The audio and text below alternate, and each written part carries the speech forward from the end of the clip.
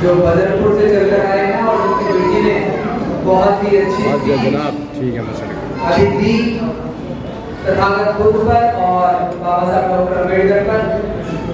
तो सबसे पहले तथागत गौतम बुद्ध को नमन करते हुए बहुत ही सब बाबा साहब डॉक्टर अम्बेडकर जी को नमन और नमन उन तमाम महामानवों को जिन्होंने अपने ज्ञान से, अपनी वाणी से, अपनी विद्वत्ता से, अपनी करुणा से इस देश में नहीं बल्कि संसार का अंधकार दूर करने का प्रयास किया है।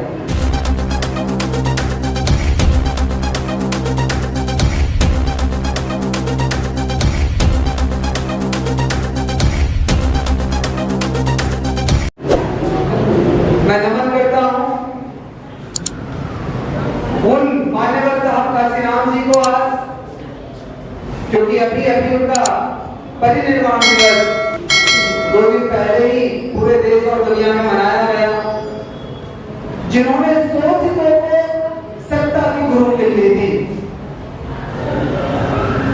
उनको भी कोटि कोटि नमन। मंचासी महंते जी और हमारे अतिथिगण जो दूर दराज से चलकर आए हैं, आज की अध्यक्षता कर रहे विनोद मालियान जी, आरके ध्यान जी और आप सभी साथियों को मैं हाथ जोड़कर नमो बुद्धाय जय करता हूं। साथियों, जैसा मैंने पहले बताया, हम लोग अलग अलग क्षेत्रों में हैं। आपके अलग अलग क्षेत्रों में हमने मीटिंग्स कैडर किए हैं कई बार। दिल्ली में मुझे रहने का मौका मिला जब मैं जॉब करता था, अभी तो मैं जॉब नहीं करता। तो आप बहुत सारे साथियों से मुलाकात हुई।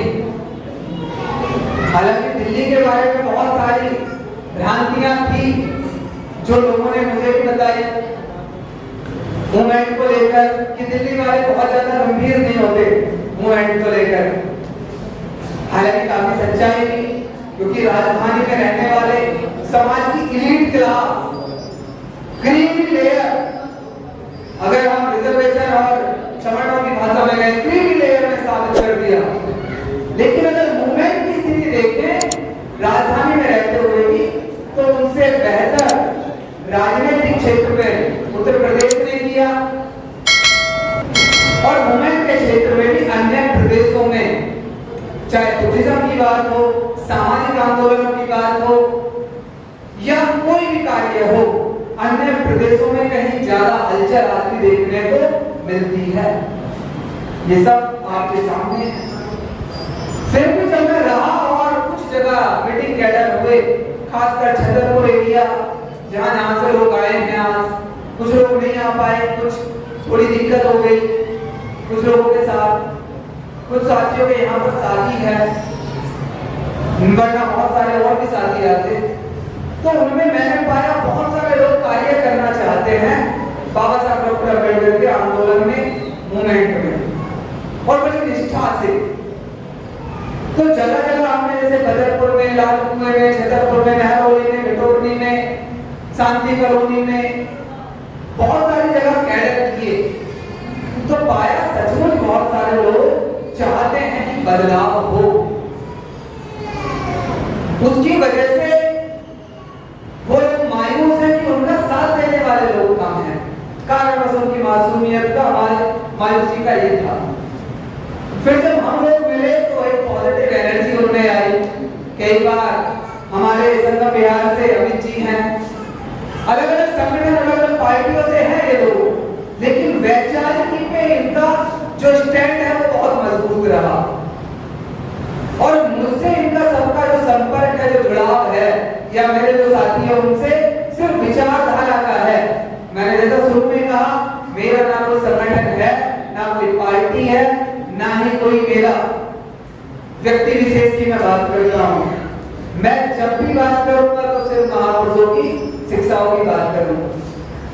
और हमारा जब प्रयास रहा है हमेशा कैडर, छोटे छोटे मीटिंग्स का, जहां पर लोगों को समझ में आए कि परिवर्तन का मतलब मानी क्या होता है।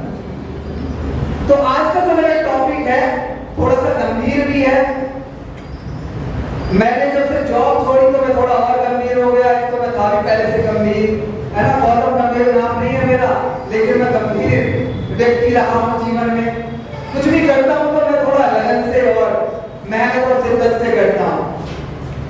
मैं जब पहले धार्मिक था, जैसे मेरा आज का विषय है कि हम धार्मिक बिना धर्म के कैसे धार्मिक, तो इसके दो मीनिंग है।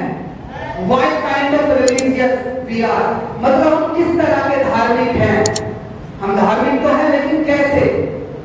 दूसरा है how, कैसे, हम क्या सही मायने में धार्मिक हैं। तो दोनों मतलब को समझेंगे आज, हम कैसे धार्मिक हैं या धार्मिक है भी या नहीं। क्योंकि धर्म को मैं बहुत ज्यादा महत्वपूर्ण मानता हूं, और मैं नहीं, इस दुनिया में जितने लोग हुए, फिलोसोफर हुए, चिंतक हुए, और हम अगर बाबा साहब डॉक्टर अम्बेडकर की भी बात करें, हमारी समस्या क्या है कि हमें जिस सांचे में जो चीज दी जाती है हम उसे स्वीकार कर लेते हैं, उसी सांचे में देखते हैं। बुद्ध को हमें विष्णु के अवतार के रूप में दिया, हमने स्वीकार कर लिया। संत रविदास जी को हमें भक्ति आंदोलन के रूप में दिया, हमने स्वीकार कर लिया। संत कबीरदास जी को हमें राम का भक्त के रूप में दिया, हमने स्वीकार कर लिया, और उसी नजरिए से हम लोग देखते हैं। और बाबा साहब डॉक्टर अम्बेडकर को हमें किस रूप में दिया, नेता के रूप में। डॉक्टर अम्बेडकर नेता, लेकिन कभी हमने सोचा बाबा साहब डॉक्टर अम्बेडकर तो कोई बहुत बड़े नेता नहीं बने, राजनीति में बहुत ज्यादा काम नहीं किया, और किया भी तो अन्य क्षेत्रों में। हमने कभी इस बात को नहीं सोचा कि बाबा साहब डॉक्टर अम्बेडकर इस देश में बहुत बड़े धर्म गुरु, धर्म के प्रहरी और धर्म देने वाले व्यक्ति रहे हैं। ऐसे ही बाबा साहब डॉक्टर अम्बेडकर ने धर्म नहीं दिया, और संविधान में जो चीजें लिखी हैं ऐसे ही नहीं लिखी हैं। करुणा, मैत्री, बंधुता, ये किसी नेता के अल्ले बल्ले भी नहीं होती है बातें, नहीं तो किसी नेता के मुंह से सुन लेना। कभी सुना है बंधुता, मैत्री, करुणा नेता के मुंह से? एक धार्मिक व्यक्ति से, धार्मिक व्यक्ति के मुखाबले से बातें निकलती हैं। तो आज हम थोड़ा सा इससे समझेंगे। तो सबसे पहले हम इस बात को समझते हैं कि हम धार्मिक कैसे हैं। धार्मिक तो हम हैं, और मैं क्योंकि धर्म पे मेरी थोड़ा सा ज्यादा इंटरेस्ट रहा है हमेशा से, चाहे मैं पहले रहा, मैंने 40 व्रत रखे हनुमान के, ज्ञान गुण सागर, और पता उसे खाने की जड़ी बूटी कौन सी लानी है, ज्ञान गुण सागर हमने कह दिया। लेकिन जो कार्य करो तो बड़ी शिद्दत से, मेहनत से। अभी मेरा वजन पहले बहुत बढ़ गया था, फिर मैं रनिंग की दुनिया में आया तो मुझे एक नया अनुभव मिला। अब मैं एक मैराथन रनर भी, कंपटीशन में भी जाता हूं और मैं रोजाना दौड़ता हूं। तो इस फील्ड का भी अनुभव मुझे और रनिंग और अपने आप में मेडिटेशन के रूप में काम करती है। एक आध्यात्मिक व्यक्ति वो समझ सकता है। तो जो काम करा मेहनत से और शिद्दत से, सीधा कहां से? बाबा साहब डॉक्टर अम्बेडकर से, बुद्ध से और महामानवों से। तो जब इन चीजों पे मैंने सोचा तो एक चीज हमने सीखी, समझी कि हम धार्मिक तो हैं, लेकिन हम कैसे धार्मिक हैं, इस बात को समझना जरूरी है। तभी हम सही रूप में धर्म की महत्ता को समझ पाएंगे। तो पहली बात तो हम जान ले कि धर्म का पूरा पैकेज होता है। धर्म अपने आप में पूरा पैकेज। कैसे पैकेज होता है? धर्म में अगर कोई व्यक्ति सिर्फ पूजा पाठ करता है तो वो सिर्फ इतना काफी नहीं है। पूजा पाठ तो पाठ है, बस एक धर्म का बहुत छोटा सा पार्ट। पैकेज में क्या क्या आता है? सबसे पहले आती है आपकी पहचान, कौन से धर्म के हो, कौन से धर्म को मानते हो, कौन से ईश्वर को मानते हो, सबसे पहले आपकी पहचान। उसके बाद आती है पूजा पाठ, किसकी पूजा कैसे करते हो। उसके बाद आती है कौन सी भाषा को महत्व देते हो। उसके बाद धर्मशास्त्र, आपके नाम, आपके कार्य, आपके पहनावे, आपका खान पान, आपके बच्चों के संस्कार, आपका उठना बैठना आना जाना, एक एक चीज सारी की सारी धर्म से जुड़ी है, सारी की सारी धर्म सिखाता है। हमें भले जानकारी ना हो, तो हम जिस धर्म में हैं या हम जिस धर्म में थे, तथा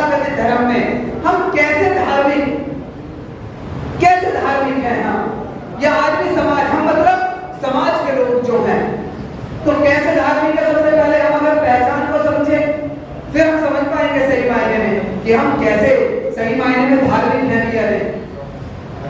बाबा साहब डॉक्टर अम्बेडकर ने हमें अधिकार दिए संविधान में, और जब अधिकार मिले तो हर चीज का अधिकार दिया। आप मंदिर जा सकते हो, मस्जिद जा सकते हो, गुरुद्वारे जा सकते हो, चर्च जा सकते हो, जहां चाहे जा सकते हो। हम गए अपने अपने तरीके से, हमने अपनी अपनी बुद्धि से एनालाइज किया, चीजों को जाना, किसी ने कुछ बता दिया, उसके हिसाब से हिसाब लगाए और हम गए।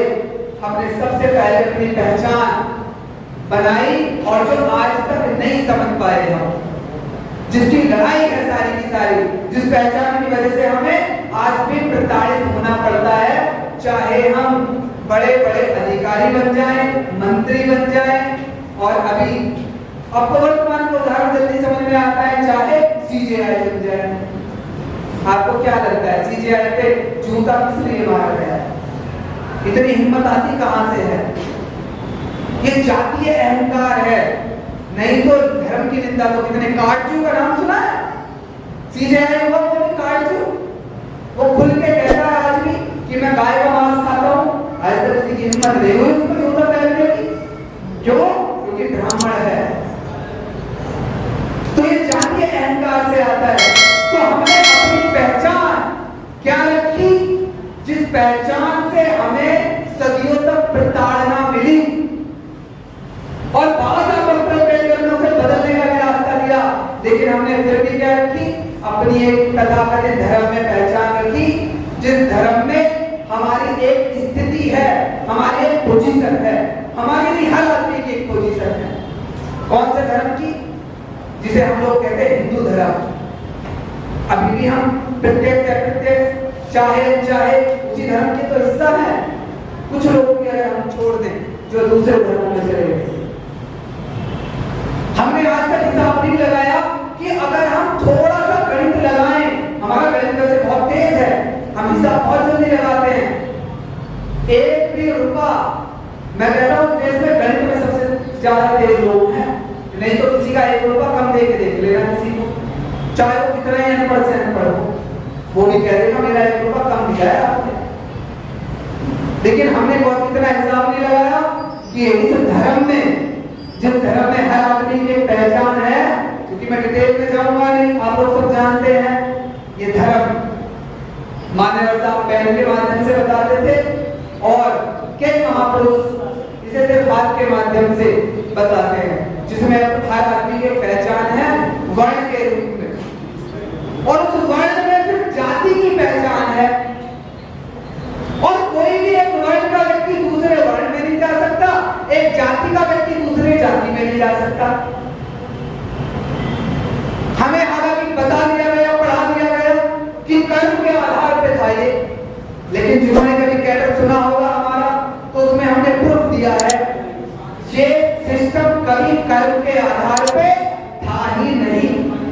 और अगर कोई कहे तो उससे कहना कि एक व्यक्ति मात्र, एक व्यक्ति ऐसा ले आओ जो कर्म के आधार पे ब्राह्मण बना हो शूद्र से या अति शूद्र से, और एक व्यक्ति ऐसा ले आओ जो ब्राह्मण कर्म के आधार पे शूद्र या अति शूद्र बना हो। कोई नहीं मिलेगा आपको। लेकिन हम लोग गणित में तेज हैं, बस हम यहाँ एनालाइज नहीं कर पाते। तो हमारी पहचान क्या रही? अगर हम मोटे तौर पे देखें, ब्राह्मण, क्षत्रिय, वैश्य, शूद्र, और जहां जिस खानदान के हम लोग बैठे हैं वो कहां के?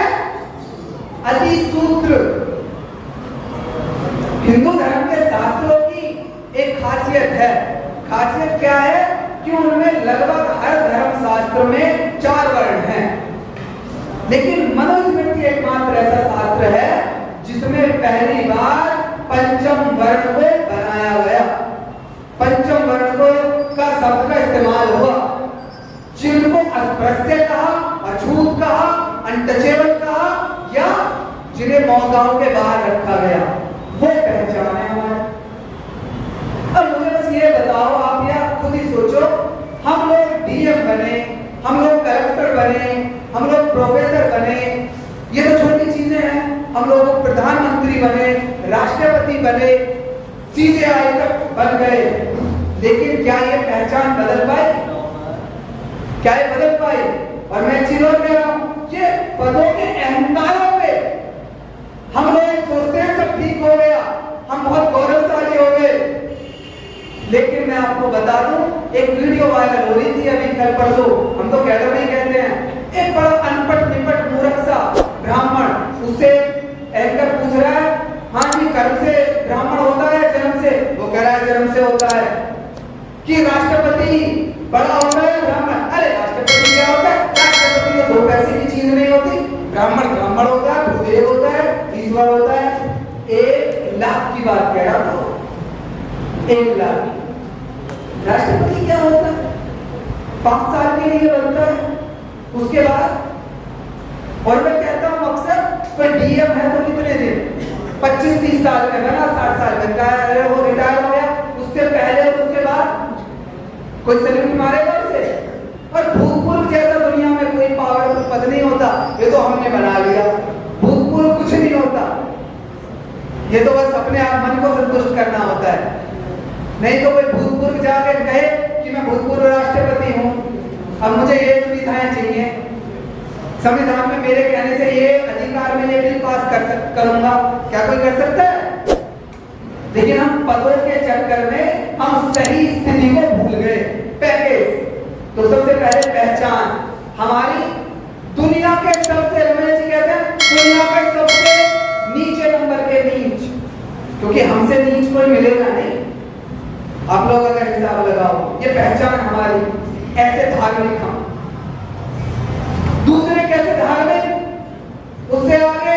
अब क्योंकि पहचान ऐसी मिली तो हमें ईश्वर भी ऐसे ही मिलेंगे जैसी हमारी पहचान। तो ईश्वर कैसे मिले? क्या हमारा एक भी ईश्वर, एक भी देवता कभी समाज में, मैं आपकी बात नहीं कर रहा, मैं समाज की, उनसे पूछो क्या एक भी पढ़ा लिखा हो सकता है? एक के पास भी नर्सरी क्लास की भी डिग्री है, एक को भी पढ़ा लिखा कह सकते हैं? अच्छा पढ़े लिखे की तो छोड़ो, एक भी आदमी जैसा भी दिखता है, एक नॉर्मल आदमी जैसा है? बच्चों को दिखाओ होगा तो डर जाएंगे या हंसेंगे। लेकिन क्योंकि हमारी जैसी पहचान, हमें ईश्वर वैसे तो मिलेंगे, और हमने उनको मानना शुरू किया। क्योंकि पैकेज में है ना पूरे, मैंने कहा नहीं पैकेज होता है पूरा। एक टॉपिक भी है अलग, कभी कैडर सुनोगे तो उसमें और डिटेल में समझाएंगे। फिर हमें क्या मिला इससे? हमारे नाम कैसे मिले? अब भले हम रख लें, प्रिंस रख लें या संदीप बॉल रख लें या कुछ भी रख लें, लेकिन पुराने नाम कभी देखे हैं? ये भी एक संविधान की बदौलत हो गया थोड़ा सा। अब कोई कह नहीं सकता कैसे, अचेरू, भिखारी, मंगलू, घोगरू, ऐसे नाम, ये हमारी पहचान धर्म की। हमारे पहनावे, हम लोग देख रहे कैसे पहनावे, महिलाओं को पूरा का पूरा अलग ही सिस्टम बना दिया, पर्दे में रहेंगी, कभी उन्होंने विरोध नहीं किया। क्या कोई व्यक्ति पर्दे में रह के इस दुनिया में वो सारे काम कर सकता है जो एक मानव को करने चाहिए? क्या जितनी महिलाओं ने देश में कोई बड़ा कार्य किया वो पर्दे से बाहर निकल के किया, पर्दे में किया?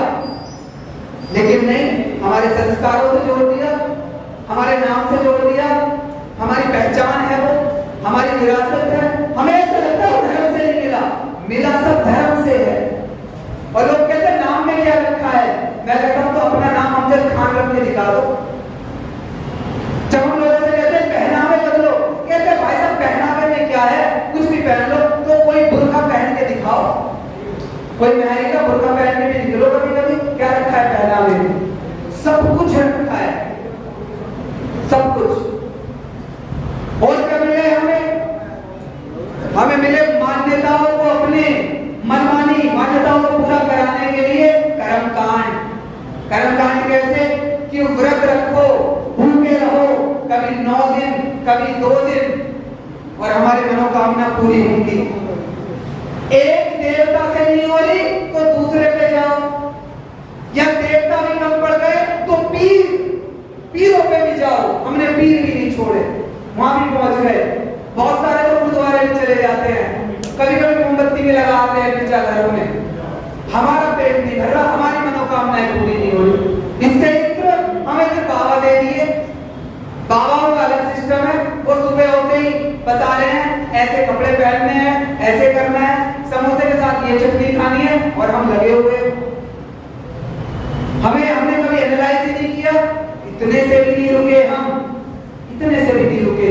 हम इतने अमानवीय बन गए, इतने अमानवीय बना दिए हम कहने को धार्मिक जब किसी के लिए कहते हैं तो ऐसा लगता है बड़ा सभ्य व्यक्ति होगा, बड़ा विनम्र होगा, करुणावान होगा, लेकिन हम इतने अमानवीय बना दिए कि हमने टोने टोट के भी सीख लिए कि अपने दुख सुख बीमारी उतार के चोपले पे रखाओ या किसी दूसरे पे भेज दो। क्या ये अमानवीय नहीं है? कहीं से भी ये सभ्य होने का, मानवीय होने का लक्षण है जी। लेकिन क्या करें, हमने धर्म के नाम पे बलि दी, जानवरों की तो दी, मानवों की भी दी, अपनी जान बचाने के लिए, अपनी उम्र बढ़ाने के लिए। तो हमें ये टोने टोटके में क्या दिक्कत है? तो ये हमारी पहचान बन गई। अब हम अगर हमें पूछे, कोई कह देता है ये काम कर लो तो ठीक है, कोई कह देता है ये काम कर लो तो ठीक है।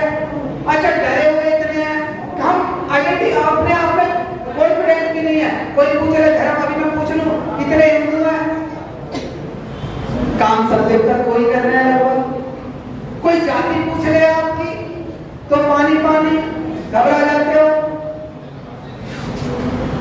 तो पहचान डर की, कार्य अमानवीय, अनसिस्टमैटिक।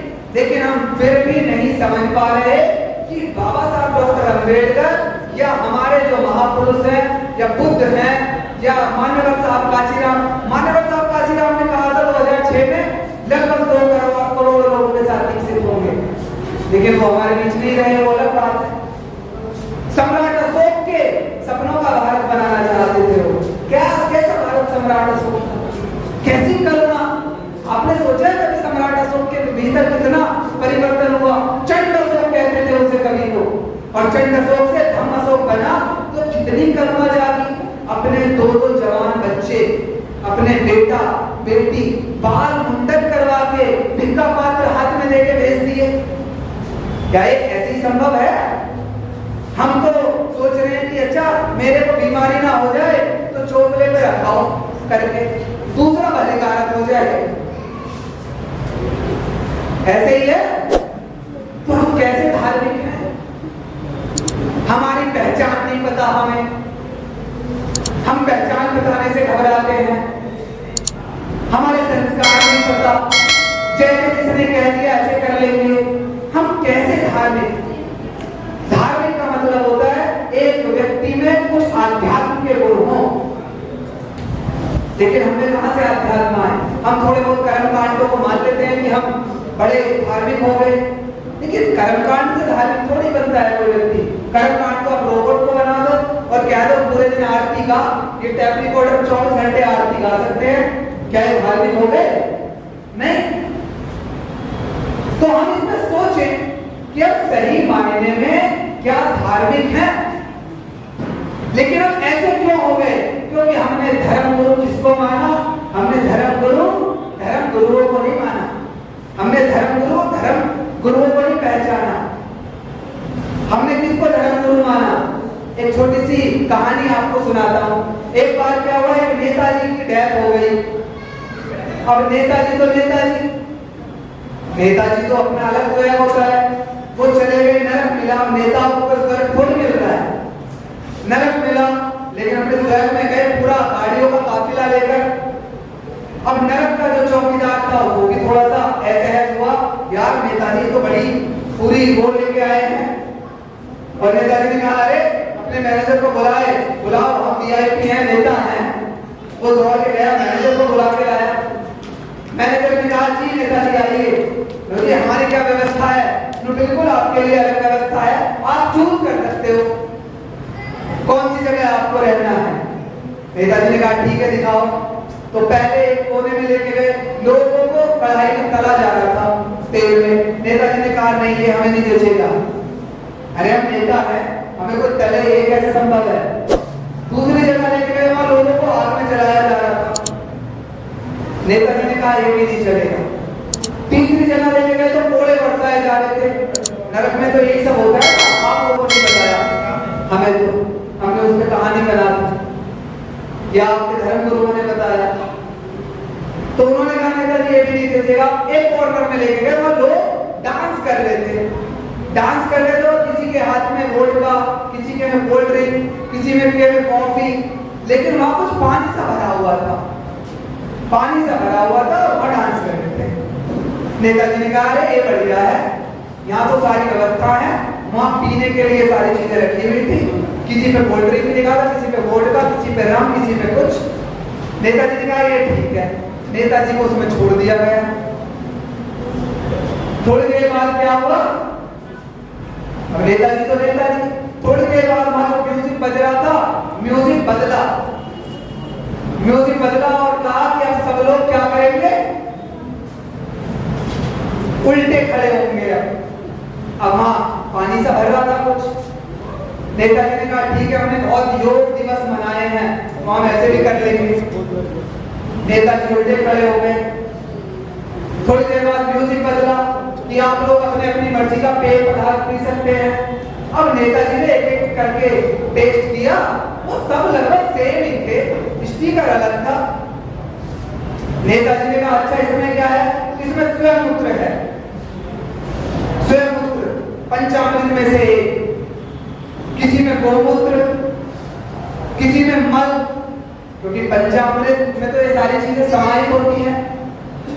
उनमें लगभग वो जो हाँ वो डांस कर रहे थे, उनका मल, उनका मूत्र वही वापस होके आ रहा था।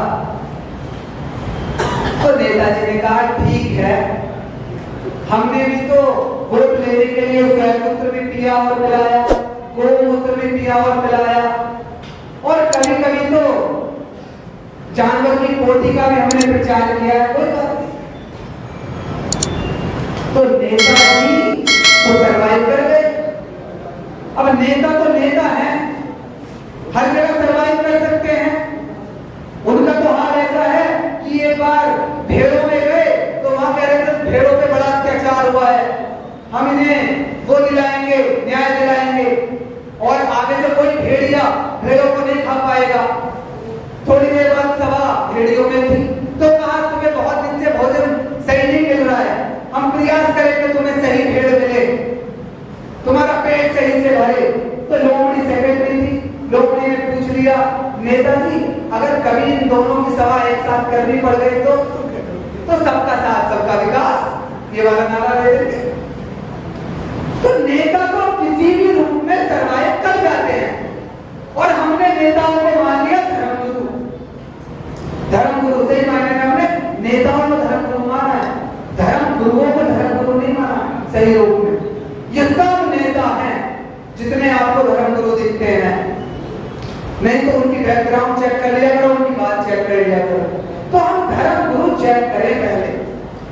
अगर हमें धर्म सीखना है, कौन व्यक्ति धर्म सिखा सकता है, तो हम धार्मिक हो सकते हैं। कैसे हो सकते हैं, बस 5-7 मिनट में अपनी बात खत्म कर रहा हूं। कैसे धार्मिक, धार्मिक होने के मतलब माने क्या है, और क्यों बाबा साहब डॉक्टर अम्बेडकर ने कहा, जो कार्ल मार्क्स ने कहा है कि धर्म एक अफीम है, बाबा साहब डॉक्टर अम्बेडकर ने कहा नहीं, धर्म अफीम नहीं है।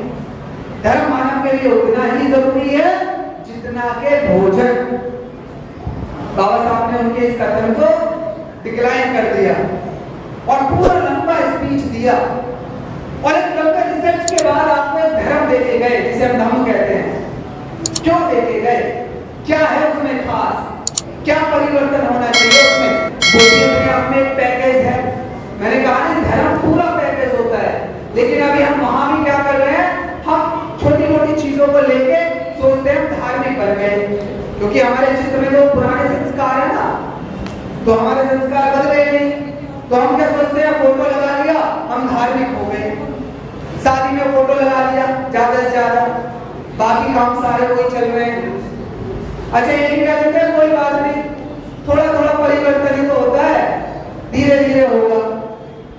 लेकिन मैंने कहा नहीं, परिवर्तन का मतलब है पूर्ण रूप से पूरा पैकेज।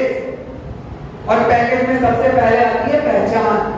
बाबा साहब ने हमें पहचान दी। क्या पहचान दी?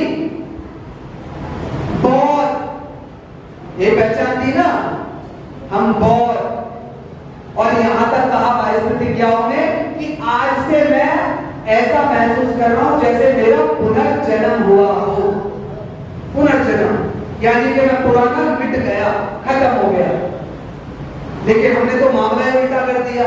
बुद्ध कहते हैं जिस तरह से अलग अलग नदी नाले समुद्र में जाकर अपना अस्तित्व खो देते हैं, वैसे ही अलग अलग पंथ और मान्यताओं के मानने वाले लोग धम्म में आकर अपना अस्तित्व खोकर एक ही पहचान रहती है उनकी, श्रमण या उपासक या बौद्ध कह सकते हैं। लेकिन हमने तो बुद्धिज्म को उठा के नाले में पटक दिया। कोई पूछ ले कि जी कौन हो, मुझे बौद्ध। और थोड़ी देर बाद अगर पूछ ले जाति, फटाक से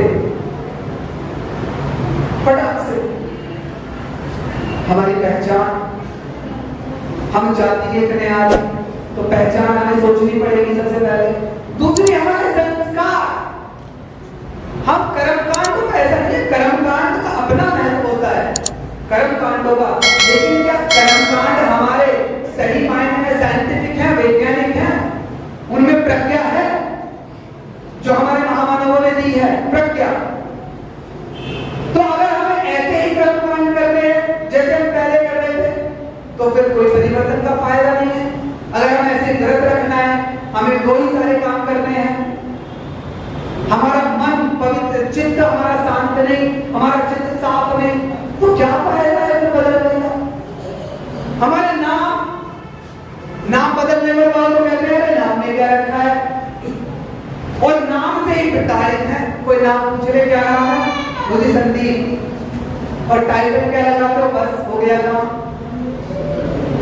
बेचारे इधर उधर की बात करते हैं, जुगाड़ खोज लिए लोगों ने, किसी ने कुछ लगा लिया, किसी ने कुछ लगा लिया नौकरी में। तो नाम हमारे कैसे हो जो हमारे धर्म को इंगित करे, किसी जाति को, किसी समुदाय विशेष को नहीं, हमारे धर्म को इंगित करे। नहीं तो मुझे बताओ, मुसलमान से पूछना पड़ता है कि मुसलमान है, नाम बताने के बाद ईसाई से पूछना पड़ता है, सरदार से पूछना पड़ता है, आपसे ही क्यों पूछना पड़ता है कि कौन सा धर्म है आपका? मुझसे तो नहीं पूछता कोई। उसके बाद हमारे पहनावे, हमें ऐसा लगता है कि कपड़ों का कोई महत्व नहीं है। लेकिन अगर कपड़ों का महत्व ना होता तो वकील अपनी वकालत के कपड़े न पहने, बंदे जी अपना जीवन पहने। बंदे जी जीवन में इसलिए बंदे जी हैं। ज्ञान तो बाद में पता चलता है क्या है अंदर, पहले तो बाहर से ही पता लगता है। तो मुसलमान को बताने की जरूरत नहीं पड़ती वो क्या है। अपने पहनावे ऐसे बनाओ ताकि आपकी धार्मिक पहचान अलग हो। उसके बाद हमारे फेस्टिवल, त्योहार क्या होते हैं, पर्व क्या होते हैं, ये बताते हैं कि कौन सा समुदाय की उल्लास का दिन है, हर्ष का दिन है, मंगल दिवस है, सेलिब्रेशन का दिन है। कौन से समुदाय का, कौन से धर्म का? कभी आपने देखा है कि कावड़ के डीजे पे कोई मुसलमान डांस कर रहा हो? कभी देखा है? दिवाली पे कभी देखा है कि मुसलमान पटाखे और बम फोड़ फोड़ के डांस कर रहे हो कि हमारी दिवाली है? पहचान है धर्म की, उनका उल्लास का दिन है। तो आपकी क्या पहचान है? आप कब उल्लास मनाते हो? आप कब अपना मनोरंजन मनाते हो? नहीं, मनोरंजन तो छोड़ो, आप दुख का मनाओगे। 6 दिसंबर को ज्यादातर लोगों की शादियां होती हैं, कार्ड चेक कर लेना अपने घरों में आने वाले। हमें तो उल्लास तो छोड़ो, ये नहीं पता कि दुख का दिन क्या होता है।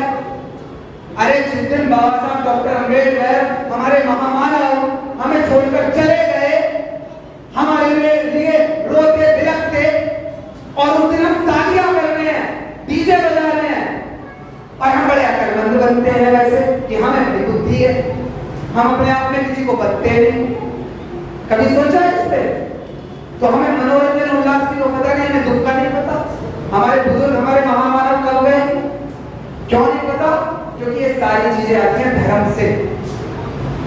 तो अपने पर्वों को पहचानो। किस दिन उल्लास मनाना है याद रखो, किस दिन दुख मनाना है याद रखो। अगर कोई पड़ोस में मना रहा है तो आप पे तो प्रेशर नहीं है कि आप भी मनाओ, उसका है, ठीक है, वो मनाए, उसका संवैधानिक अधिकार है। लेकिन जब आप मनाते हो उसी तब तो वो नहीं झूमता, उसके तो कलेजे पे सांप लेटते हैं। नहीं तो 14 अप्रैल को देख लिया करो। तो आप इतनी चिंता क्यों करते हो उसी की? अपने पर्वों को पहचानो और उन्हें सेलिब्रेट करना सीखो, अलग पहचान बनाना। और संस्कार मंचों से नहीं आते, पर्व मंचों से नहीं बनते। जैसे हम क्या सोचते हैं, 14 अप्रैल अगर बन गई कहीं प्रोग्राम में चले गए तो चले गए, नहीं तो मैं कह रहा हूँ 2-4 को छोड़ दिया जाए तो किसी के घर में खीर भी ना बनती। बुद्ध पूर्णिमा पे, दिवाली पे फूल डब्बे बांटेंगे मिठाई के, क्यों? नुस्खा काट रहे हैं। बुद्ध पूर्णिमा पे किसी ने आज तक 4 लड्डू नहीं बांटे होंगे, 2-4 को छोड़ के। कैसे बनेगी आपकी पहचान? कोई कैसे आपको कहेगा बाबा साहब के मानने वाले हो, बुद्ध के मानने वाले हो? कैसे कहेगा कोई? क्योंकि सेलिब्रेट कर रहे हो आप कुछ और। उससे अलग अगर आप बाबा साहब डॉक्टर अम्बेडकर के मानने वाले होकर भी इन पंडों के, इन बाबाओं के चक्कर में पड़ते हो, जिन्हें सही मायने में बता दो, अगर हिसाब लगाओगे तो इन्हें तमीज तक नहीं होती। कैसे बहन बेटियों को बात करते हैं, कैसे बोलते हैं, इनके साथों को कभी देखा करो। और हम इन्हें मान रहे हैं अपना गुरु।